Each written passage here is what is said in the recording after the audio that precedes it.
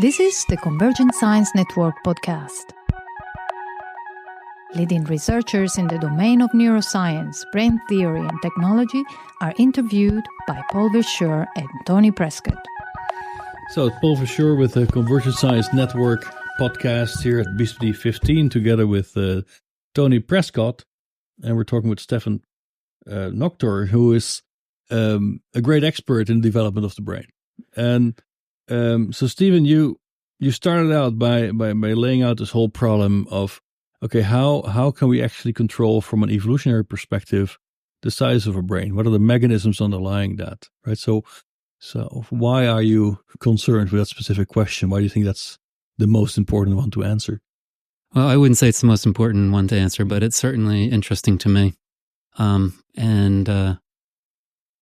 initial interest, and it still is my main interest, is understanding the precursor cells that are producing. They're the engine for growth. So they're producing all the cells, identifying them, characterizing them, and then figuring out what cell types they produce under what conditions, and defining their functioning in a normal developing brain, and hoping that will establish a firm foundation for understanding disease processes and how they influence development of the brain. Right. So what are the different preparations that you look at or have looked at? I use a variety of animal models. So the bulk of my work has been in rat, and we do culture models where we will inject different vectors into the prenatal brain and make cultured slices and observe the cultured slices under a microscope for 4 or 5 days at a time. And then to make sure that what we're seeing is something that's physiological and not a culture artifact, we'll inject vectors in utero in animals and allow them to survive the same amount of time, and then compare the endpoints to make sure we're ending up with the same thing, to make sure that what we see is real and physiologically relevant. Right. So now the standard model, if you want, of brain development is this whole idea that we have sort of zones where cells are being generated that then sort of swim out radially from these zones where we generate these cells. Is that sort of the standard model we should still think about with any brain we look at or any vertebrate brain we look at? It's true mostly for the excitatory cells. So we spoke a little bit about that earlier today. But the excitatory cells, for the most part, have a radial trajectory. They migrate out along these radial fibers that are sort of like the spokes on a bicycle wheel, and they're deployed in the growing cortical gray matter.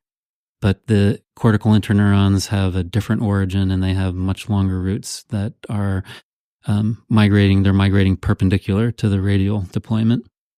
And yeah, that's a whole other field. I'm looking primarily at the excitatory cells. But now the excitatory cells that you talked about actually are showing a very rapid growth in terms of numbers, not the sheer numbers. I mean, you mentioned something like 5 billion cells in 7 weeks, which sounds in the human astonishing. Brain. The human brain, in the right? Human Exactly. Brain. Yeah.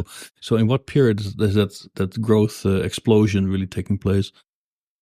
Well, we're really only now starting to get a handle on human brain development because there have not been a lot of experiments, and there's studies now showing that cortical excitatory neurons in human are being generated up until birth, and then the interneurons may be just a little bit longer.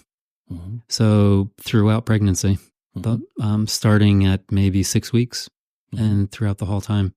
We don't have a good rate yet, so we don't know if it's tailing off. Do we reach a maximum at 20 weeks and then it starts tailing off?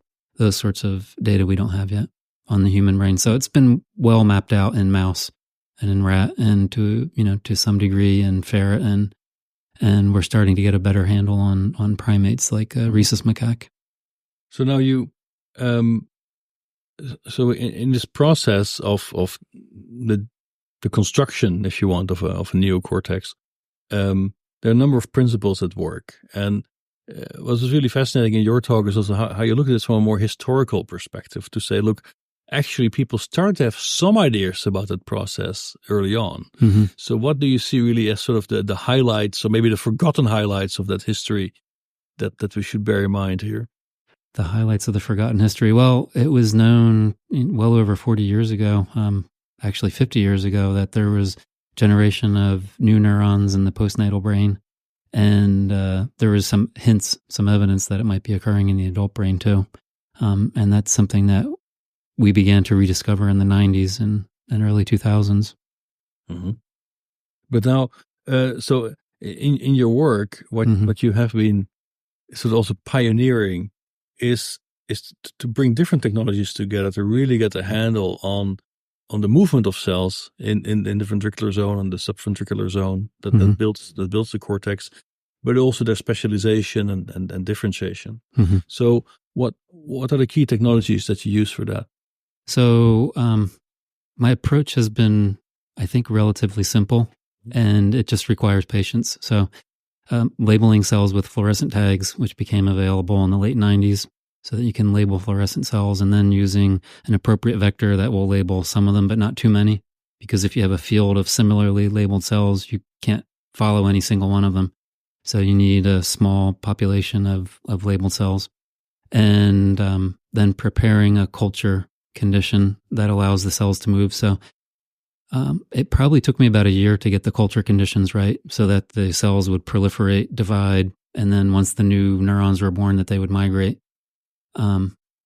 Once that was working, then it was just a matter of being patient enough to sit there and take pictures, every hour, every half hour, depending on what's going on, until you couldn't take it any longer. So, but to watch it happen over like 5 days.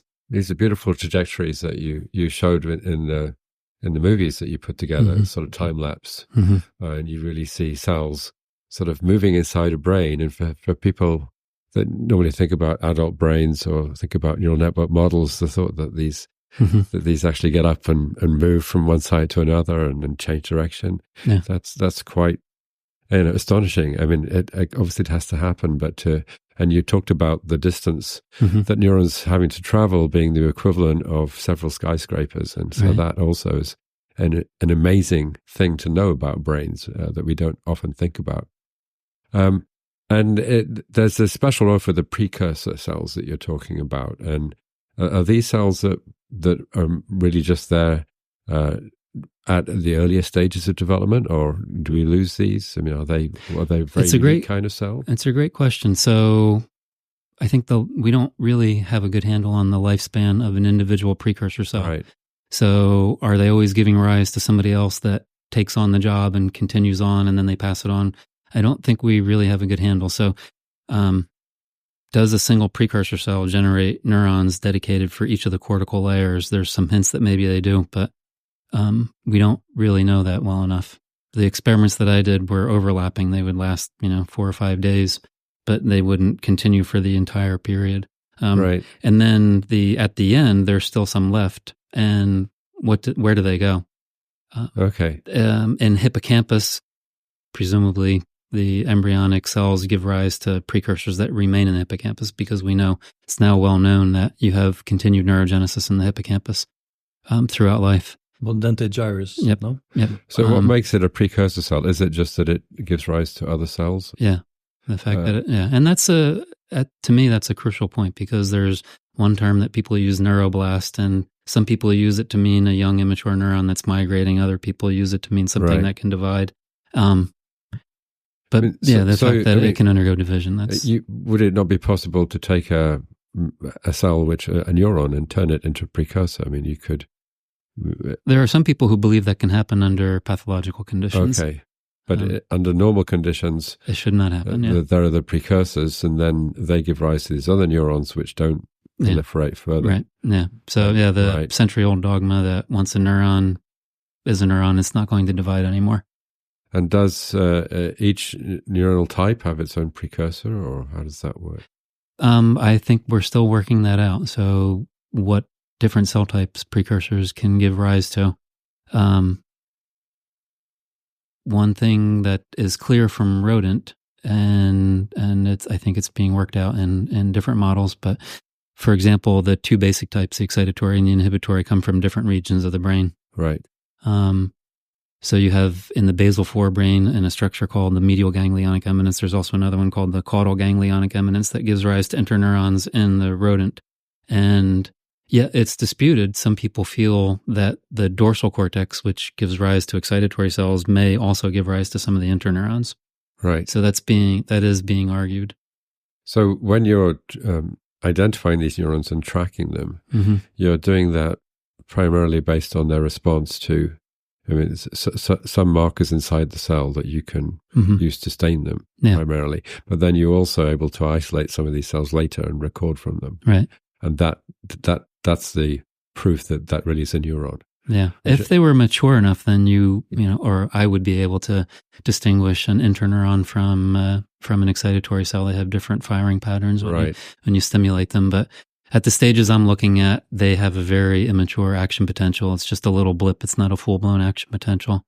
So it's really actually quite difficult to distinguish a neuron from some of the other cell types that are floating around.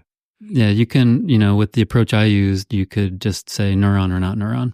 The glial cells have a very different response.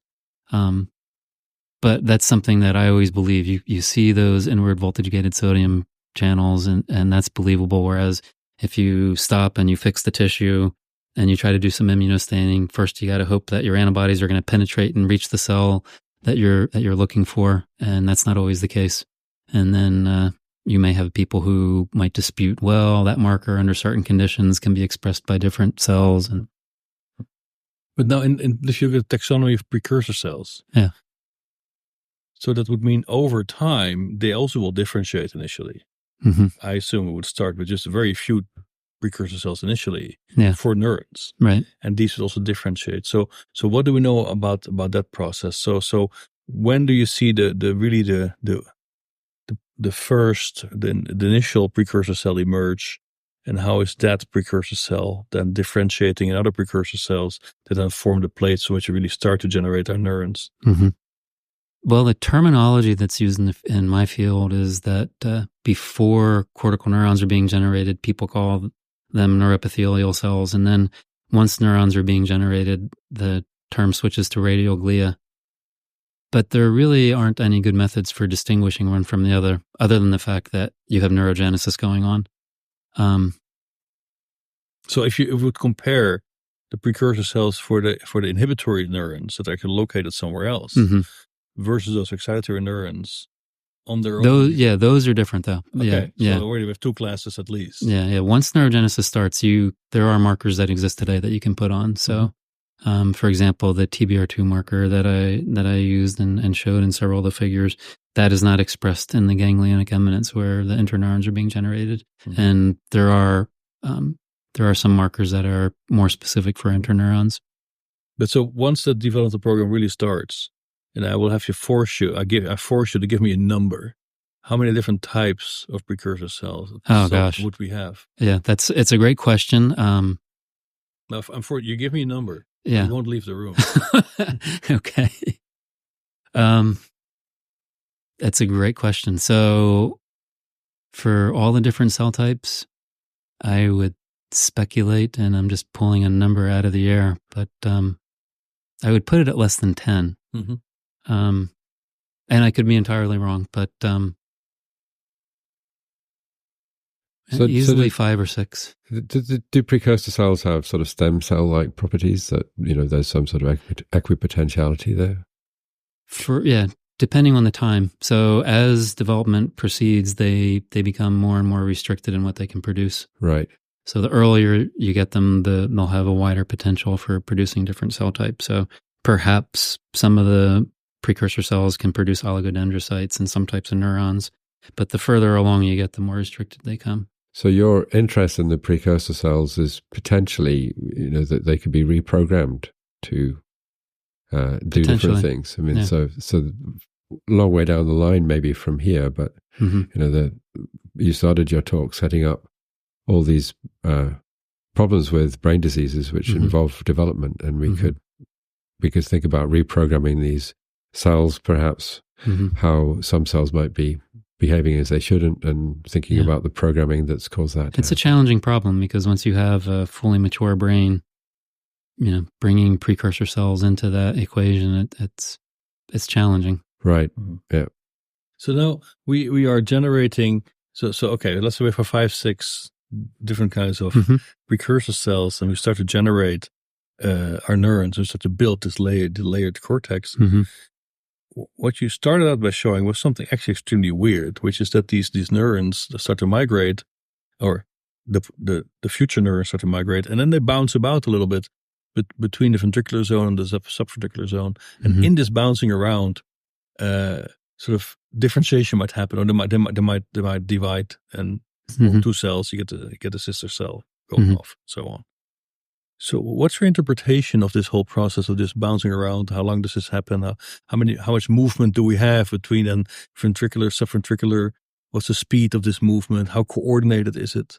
So the speed of the movement has been fairly well characterized, and it's most rapid during G2 phase. So when they're dropping down to the ventricle, they can travel 70 to 100 microns in about 2 hours. So that's the most rapid speed of transit. And then they'll undergo division at the surface of the ventricle. And then in G1, they start moving away, traversing that same 70 to 100 microns roughly.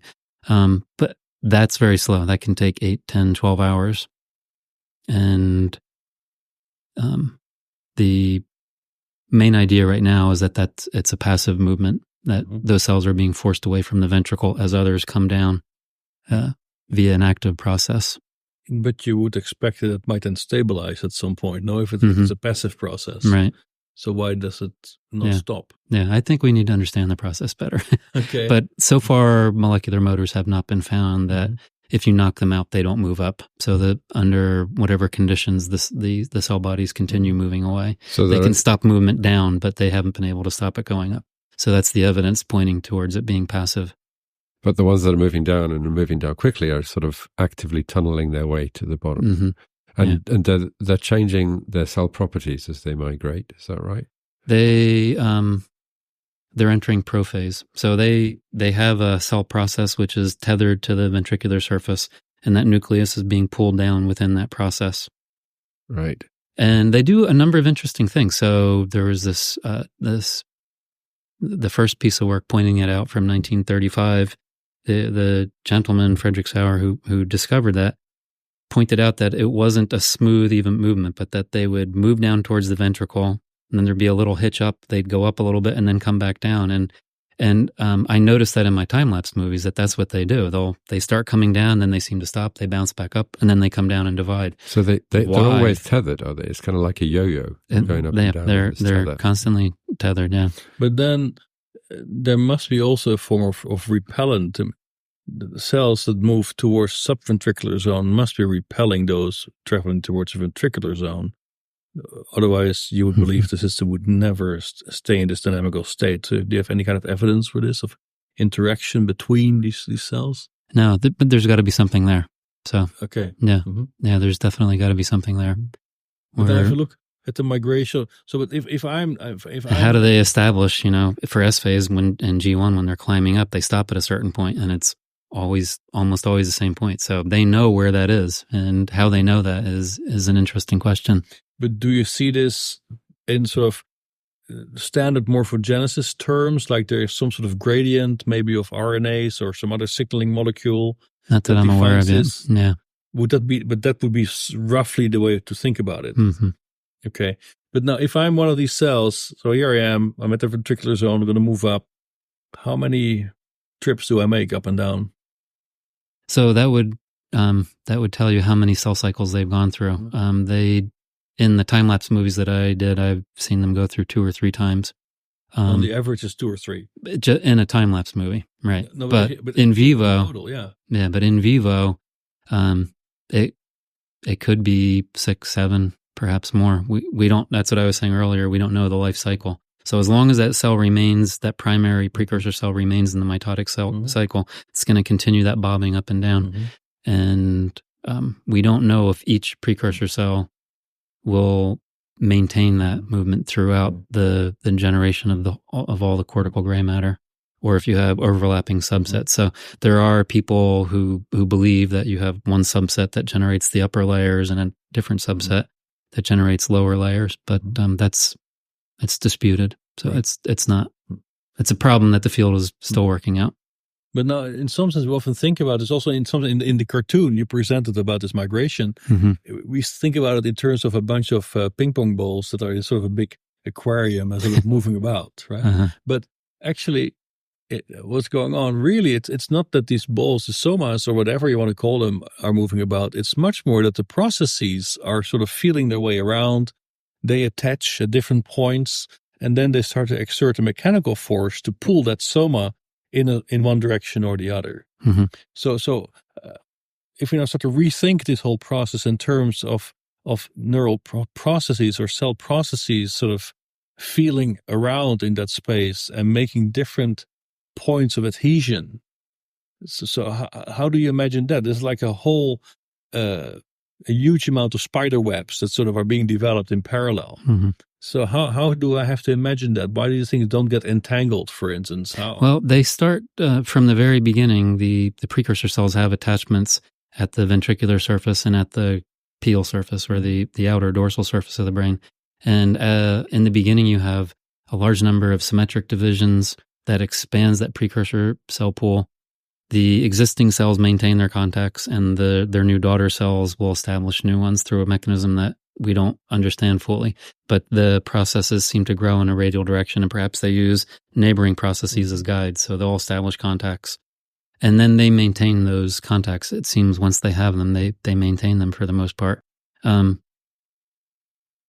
Then there's signals, external signals, which I believe are involved in attracting the cells to the ventricle and away from the ventricle. And one piece of evidence that supports that is once the precursor cells begin generating neuronal daughter cells, if you're watching a Hall clone of cells, what you'll see is when the mother cell, when that nucleus starts moving to the ventricle, the daughter cells are also making some downward movements too. So they're perhaps responding to that same signaling factor. So it's kind of interesting. If you look at an individual cell by itself, you don't realize that it's moving in concert with something else. But for you, that's a signaling system and not mechanical. So it's not just a a combination of the two. Yeah, combination. Okay, Yeah. okay. Because yeah. if You need the microtubules. System, then, of course, you forced me to ask you what kind of receptors these cells would have and what they would be responsive to. Yeah, they start expressing some of the standard neurotransmitter receptors in the rat, for example, at E16, which is not too long after neurogenesis has begun.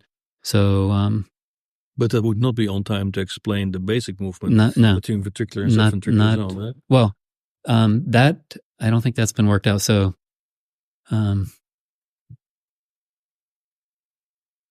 starting around 15 or 16, you'll have some glutamate receptor expression. But what's dictating that earlier? Yeah. But now in your time-lapse movies, what I found really astonishing is that you had this very rapid emergence of different kind of processes that were labeled by these specific cells, but then also deformations of these cells themselves. So do you see this being meaningful? Like for you saw one was really, really squeezed down on the ventricular zone. It was deforming itself in some way. There was some process sticking out laterally, which seems completely orthogonal to the direction in which you want to move. So how do you interpret these kinds of variations? Well, when I first saw that, I thought perhaps this was a culture artifact, but in just taking fixed sections of animals that were, you're just looking at fixed time points, we see some of the same things. But we don't really have an idea for what's guiding that. Right. Yeah. So but now from the subventricular zone, we have to migrate further up to actually build a cortex. Yep. Right. So is that process under the same control as the one we had just been discussing? No, I probably not. Yeah, so that, what's guiding the migration of newborn cortical neurons, that's fairly well studied. And there's a lot of good ideas for what's regulating that, but I would assume that that's a different signaling system. But it's also an inside-out construction system. Yeah. While the subventricular one is maybe not an inside-out construction system because you keep on cycling between the bottom and the top. Yeah. right? So, whereas the inside out, the newborn cells are always migrating to a position just under a structure called the marginal zone. Mm-hmm. And there are a number of cells that are expressing important proteins, including reelin, that are thought to play an instrumental role in the inside out lamination, because in animals that lack reelin, you end up with a cortex that's almost inverted. Mm-hmm. So rather than inside out, it's outside in. Right. I was interested that you described this process where the cells actually head towards the ventricular zone and then turn back. Initially, yeah. So, I mean, do we have an explanation of what's going on there? Is it orienting itself? So what I believe is that first process that emits, that's being descended down, is a transient or a vestigial axon. So Right. it emits that process, and the nucleus of the cell starts moving in that direction. And then that process actually stays there. The cell then develops a new leading process oriented towards the dorsal surface of the brain, and it migrates away. And that initial process seems to stay there, and it stays there for several days. The trailing process ends up becoming the axon, but the mature axonal processes, it'll be sending collaterals in the white matter that will be going tangential to that. Right. And then by the time the animal's maturing, this vestigial process in the ventricular zone disappears. But I believe that that's a signaling mechanism. That's a feedback So it's some signal. kind of anchor that it leaves, and then it heads upwards. As it's heading upwards. And I believe that it's actually a feedback conduit. So, But now, in part of this process, also what you illustrated is that in order to migrate now out of this whole ventricular subventricular zone, we have cell division, right? Because we have to build more cells. But the orientation of this division again seems to be very systematic, like at the ventricular zone along a vertical plane, and at the subventricular zone along a horizontal plane. Does that make any sense to you? Why you would have a difference there? So the horizontal orientation for the cells in the subventricular zone, I believe that that's dictated by the radial glial fibers. I think the dividing cells are affiliated with a radial glial fiber, and they anchor on that, and are kind of pulling themselves apart along that. Mm-hmm. And the evidence for that is that in some regions of the brain, the radial glial cells are not oriented radially, but have a more of an S-shaped curve. So the division, wherever it occurs along that S-shaped curve, it retains that orientation along the fiber. Mm-hmm. And then a further piece of evidence supporting that idea is that when the radial glial cells have translocated away from the ventricle and they're all gone, then the orientation of division in the subventricular zone becomes completely random. Mm-hmm. So while there are radial glial fibers, they seem to have a preference. And in our experiments, it was perhaps as many as 75% of the divisions would be horizontally oriented. And then as that percentage goes down, and by the time the radial glial cells are gone, it's a complete random process. Can it also be an expression of just a mechanical bias that you want to have in the system? Like if I'm at the ventricular zone and I'm dividing, I have to deal with packing and covering the space laterally. Mm-hmm. So if I divide across a vertical plane, at least I create a mechanical force that helps me to optimize the packing of my cells along this lateral plane, because I'm expanding radially. So if I have a small deviation in my lateral plane, I'm at a whole gap in my cortex that's pretty significant. So sort of to optimize the packing, while in the subventricular zone, I want to make sure my cells migrate outward. So now I initiate a division in a way that already implies a mechanical force that is biasing my movement in the direction where I want to have my cell to go. Would that be a reasonable interpretation or speculation, let's say? Yeah, it's one of them. So this has been a question that's been around for a long time. I don't know who first raised the question, but it's the most common interpretation has been that divisions along what I would call a vertical plane, where at the surface of the ventricle, where both daughter cells remain at the ventricle. That would be a vertical plane where they're sitting side by side. That was initially thought to be a symmetric division that doesn't produce neurons. And occasionally you have a division that's perpendicular to that, in which one daughter cell remains at the ventricle and the other one is sitting on top of it. And those were initially thought to be neurogenic, because the idea was, well, that top one is free to leave and migrate towards the cortex. But I don't know who first proposed that idea, but one of my favorite researchers, this Frederick Sauer guy, he mentioned it in passing in his article, saying, this is from 1935, saying, well, if this was the case, if this horizontal orientation actually produced neurons, there's just not enough of them to produce the millions and billions of cells because it's an infrequent thing. So we looked at the incidence of these divisions in rat and a number of other species, and it's, maybe 5% or so. It's a very small percentage. My belief is, so I actually did a study where I tried to correlate that with outcomes. That's why in the movies you could see I was measuring the angle of the plane and averaging it across a number of different cells, and it didn't seem to correlate at all. What correlated with cell fate was the time of development. At a certain time in development, regardless of orientation, you would have a specific outcome. But still, these horizontal divisions at the ventricular zone are very infrequent. Yeah, right. Right. It would not be the standard pattern. Right. So the other thing we've seen now is that as I'm migrating out, so now I'm going to climb. Your comparison for the human case was 7 Empire State Buildings, I think. No, 4, but 4. Yeah, sorry, still, it's a lot. Right. It's a tall thing. Okay. So the ventricular zone and the subventricular zone will get me to which floor? Oh, that's a good point. They would still be within the first building, maybe halfway up the first building. Okay, halfway up to, okay. Yeah. So it's okay, here we are. And now I'm hitting the subventricular zone. I'm going to be pushed out. I'm going a neuron. And then you showed actually, in some sense, gradually, as I move along this distance, I slowly start to express neural-like properties, like sodium-dependent responses. So how should we think about this? Yeah, so it's a maturational gradient. So the earliest that I recorded a newborn neuron is maybe 8 hours after it was generated, and there were already detectable sodium currents in those animals, or in those cells, within 8 hours after being born. As they migrate further along, those responses become stronger and stronger.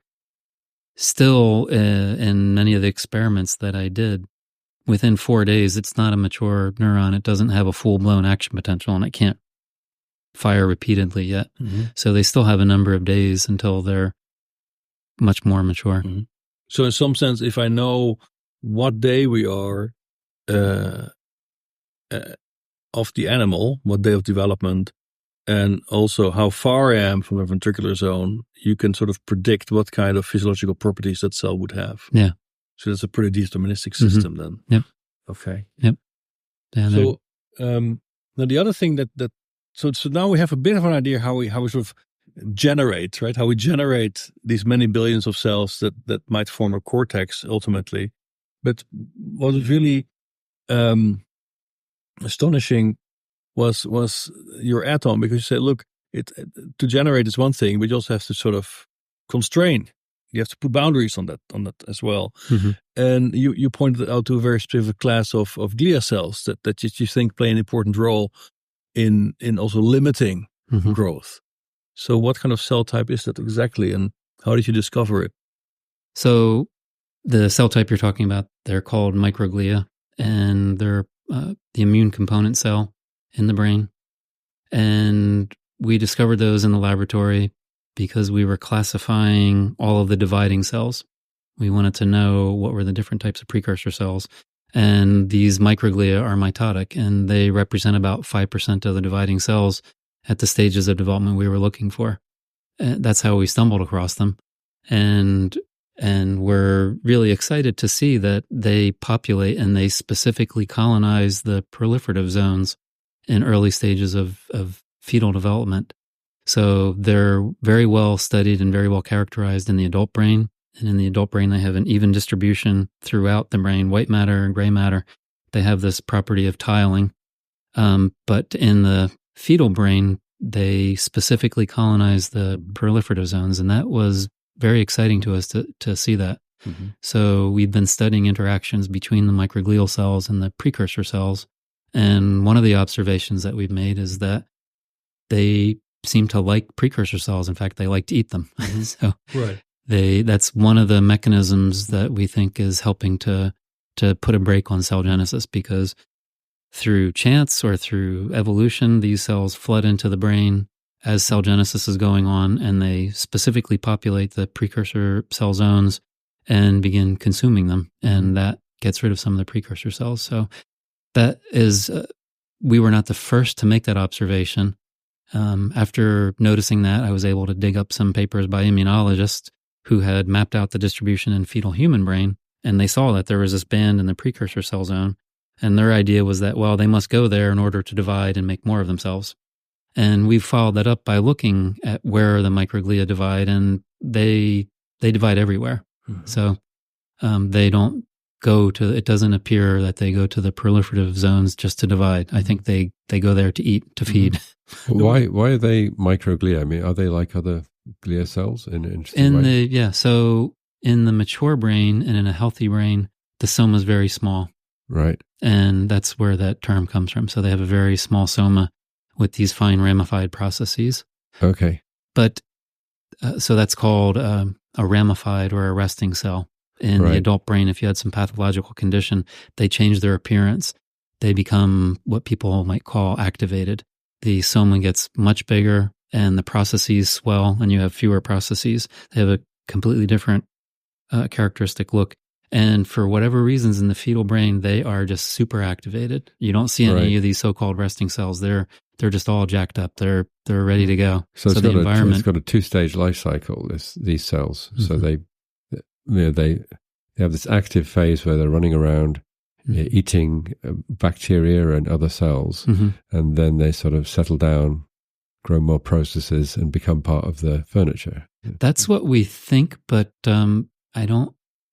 we don't have a good handle on the life cycle, the lifespan of an individual microglia. So the guys that are present in the fetal brain, are they still present in the adult, or do they continue dividing and producing descendants that will populate the adult brain? We don't know that yet. Yeah. That's something that we would like to try to figure out, but we don't know yet. There's something else that's extremely strange, at least from my naive perspective of these neurons.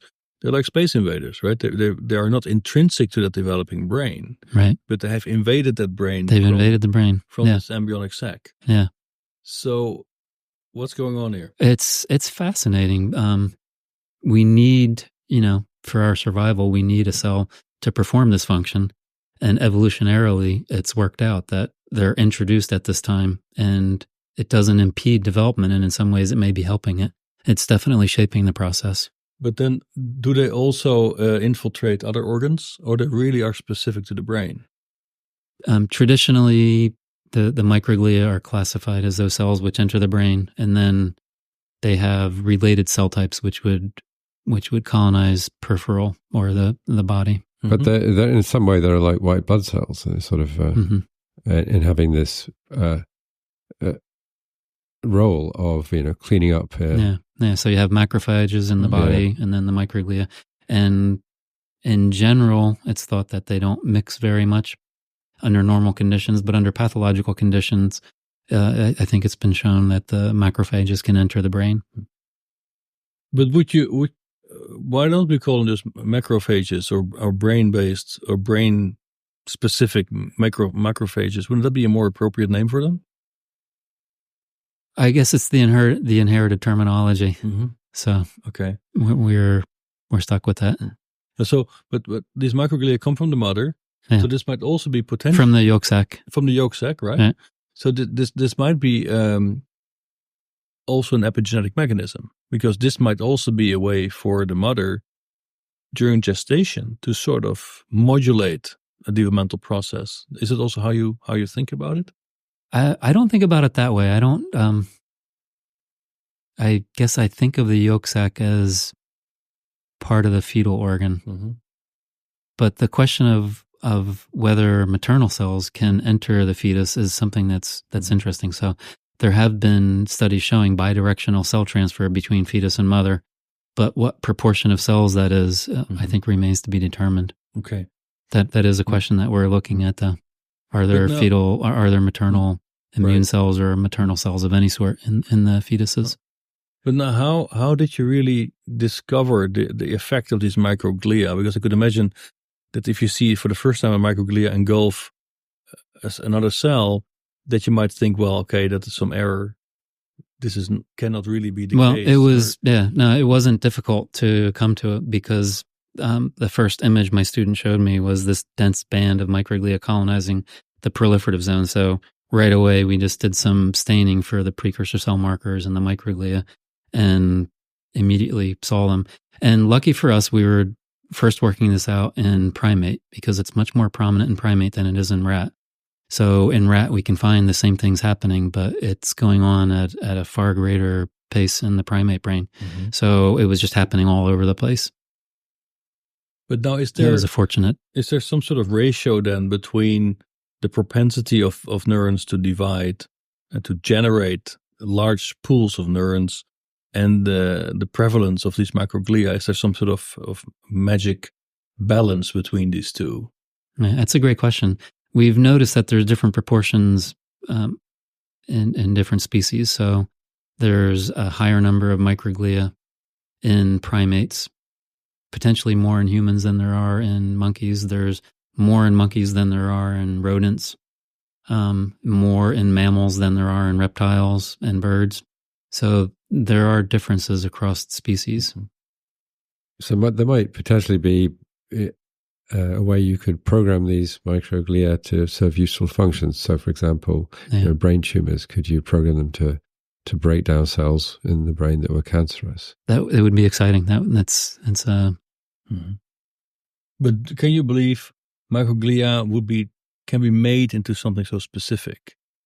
I mean, how specific are they in their sort of I don't think in their urge to... In my system, I don't know. I don't have an answer for how specific. It seems like they'll eat just about anything because we find them eating young neurons, glial precursor cells, neuronal precursor cells. They might even be eating each other. Have you ever observed that? No, but I'm going to go look for it now. Okay. So what stops them sort of running away and eating the whole brain? So what are the control mechanisms for these? We don't know the control mechanisms, but we know they exist because it's not indiscriminate. So there are regions of the developing brain where it does not happen. So the pineal gland is one example I brought up in the talk today, where you have the same cell types. You have these vimentin expressing PAX6 positive radioglial cell types in the developing pineal gland, and they're just off out of bounds. They're off.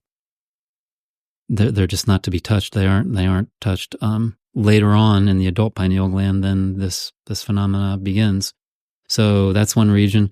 And in the adult brain, if you look at the dentate gyrus where you have continuing neurogenesis, it doesn't occur there. And in fact, there's some evidence that they might be supporting cell genesis in a way.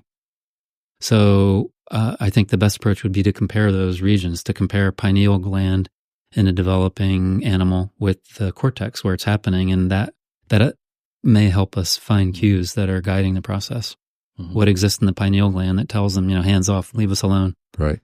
But then they have some sort of specificity because so far you haven't seen that, for instance, they eat each other. Right?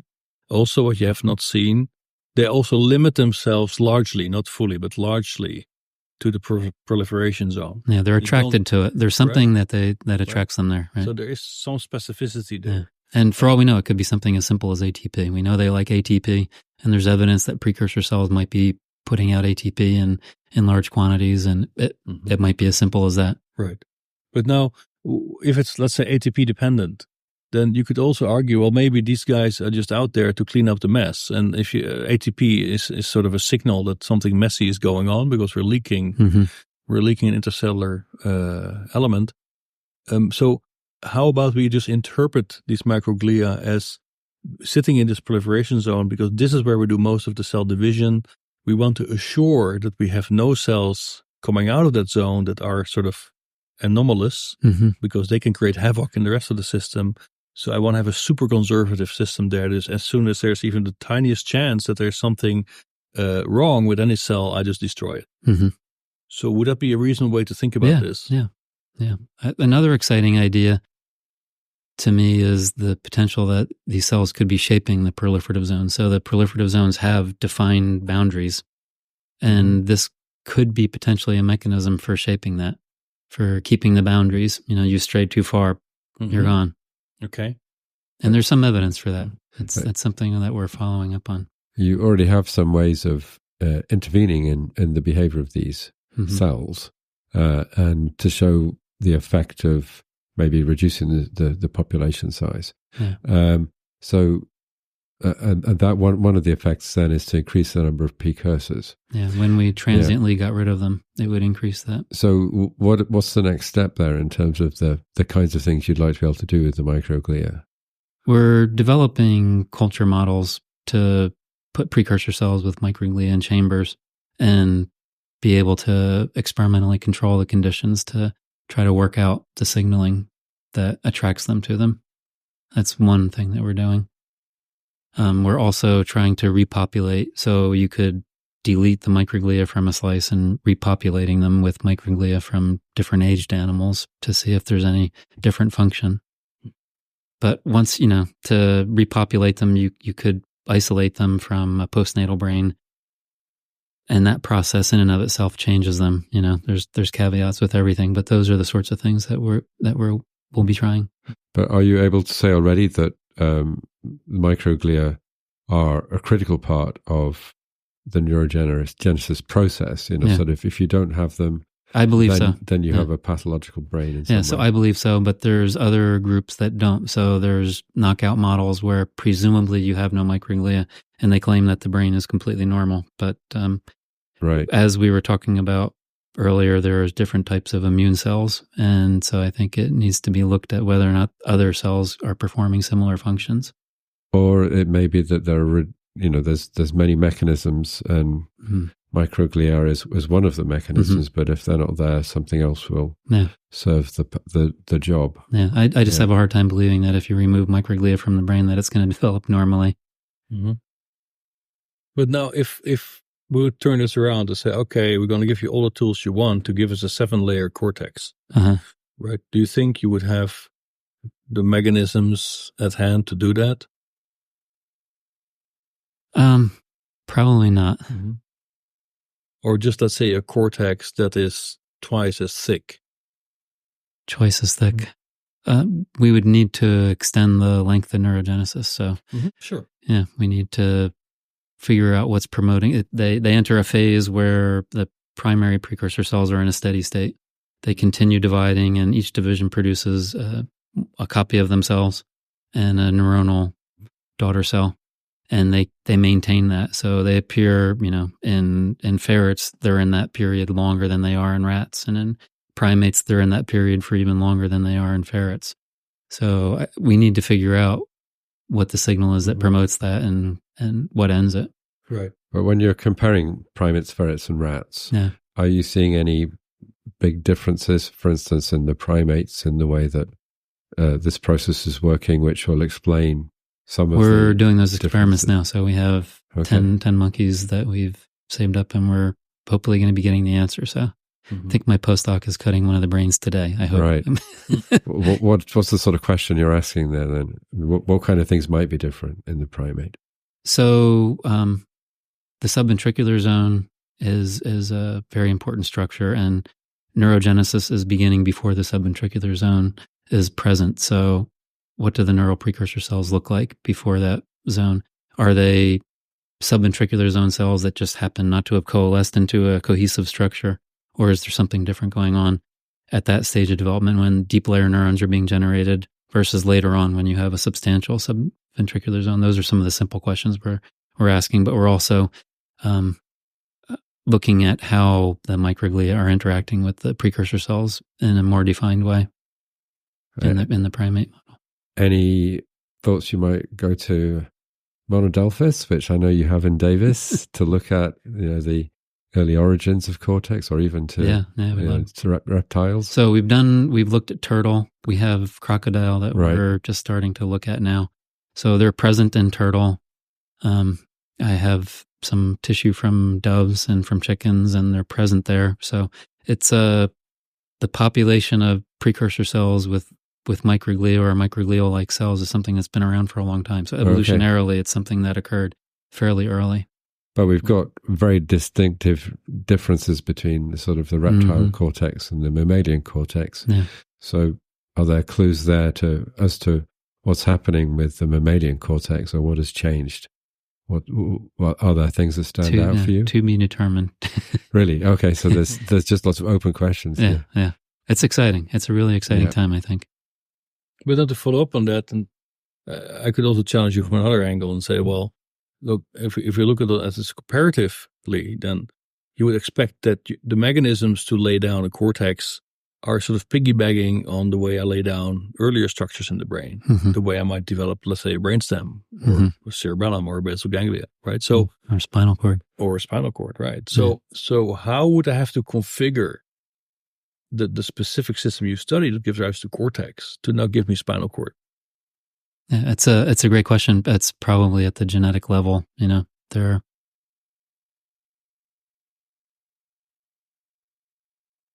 Yeah. No, because and in some sense, the cell types might be somewhat different, right? So there might not be the similar kind of layering, but we also will have precursor cells that will be giving rise to these protoneurons that have to link up together. You might also have to wash out the detritus from that system in the same way. So right now, there's not a clear understanding of what these common principles might be across different structures. Is that correct? There's definitely something different about spinal cord than there is forebrain. So we have looked at this phenomena with the microglia, and they don't appear to be in the spinal cord at the same stages. So there are key differences. But now, do you already see some neuropathologies that you think are linked to pathological activity of these microglia?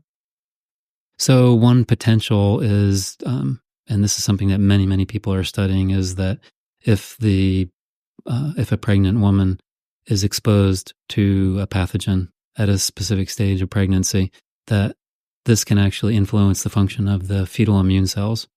And one example that's fairly well known is that if a woman is exposed to influenza in the first trimester, then there's a greater likelihood that her child will be schizophrenic. And that's a potential example. There are also links between autism and maternal immune responses. So the mother is exposed to some pathogen, her body generates an immune response to fight off the pathogen. So she develops a full-blown response. Many cytokines are produced, which are helpful for her, but they actually get into the fetal compartments and they can get into the fetal brain. And that changes how these cells function because that's what they're built to do. They're built to respond to foreign pathogens, to challenges, and that can change the equation. So there's hints that in neurodevelopmental disorders, schizophrenia, perhaps autism, that this will play a role, that it can change the trajectory and influence the outcome for the worse. So now, okay, so we made a lot of progress in some sense in an understanding of how a cortex is built, and also what we hear now. There's still many questions to be answered, and hopefully you will find those answers anytime soon. But in this whole trajectory that you're on, understanding the developing brain, what is Stephen's law that we should follow to understand the brain? What is Stephen's law that we should follow? I think we're still working that out. We're still. I like to say that what we do in the lab, or my approach, my way of looking at things, is that we're defining normal, understanding very well what's going on during normal development. Okay. And now Tony likes traveling, so he'll be in Davis soon. Good, yeah. Hoping to be. It's also 5 years from now he'll be there, and he's going to come to your lab and visit you, and he's going to pull out this piece of paper that says, "Okay, Stephen, 5 years ago you made this prediction, and you told me that now you're going to give me the answer. So what's the main prediction you would like to sort of commit yourself to today that Tony's going to get the answer to 5 years from now?" The signaling that controls the colonization and the interaction between microglia and precursor cells. I would really hope that we could have that figured out before 5 years. All right, that's Stephen perhaps Noctor. Ambitious, but that's what we're hoping for. Okay, Stephen Noctor, thank you very much for this conversation. Thank you. Thank you. The CSN podcast was produced by the Convergent Science Network of Biomimetics and Biohybrid Systems, a project funded by the European 7th Research Framework Programme. For more interviews, recorded lectures, or upcoming conferences in the field of biomimetics and biohybrid systems, go to csnnetwork.eu. And thank you for listening.